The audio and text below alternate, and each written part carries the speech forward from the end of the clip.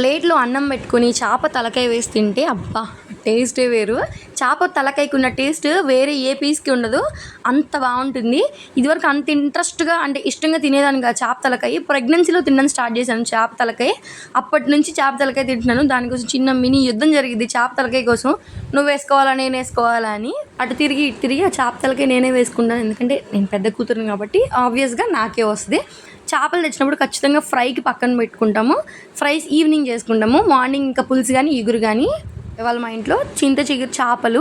మేము ఎలా చేస్తామంటే ఆనియన్స్, పచ్చిమిరకాయలు, చేప ముక్కలు, ఉప్పు, పసుపు, కారం, అల్లం వెల్లుల్లి పేస్ట్ ఇవన్నీ కలిపేసి కొంచెం వాటర్ వేసి మూత పెట్టేస్తే ఇలా ఉడికిపోయిన తర్వాత చింత చిగురు ఉంటుంది కదా, బాగా వాష్ చేసి పక్కన పెట్టుకున్న దాన్ని పైన వేసుకొని కొంచెం సేపు మగ్గనిస్తే ఆ వాటర్ అంతా ఎగిరిపోయి కొంచెం గ్రేవీ టెక్స్చర్ వచ్చాక దింపేసుకోవడమే. అంతే. చాలా అంటే చాలా బాగుంటుంది. ఒకసారి మీరు కూడా ట్రై చేయండి. అంతే ఈ వీడియో. బాయ్.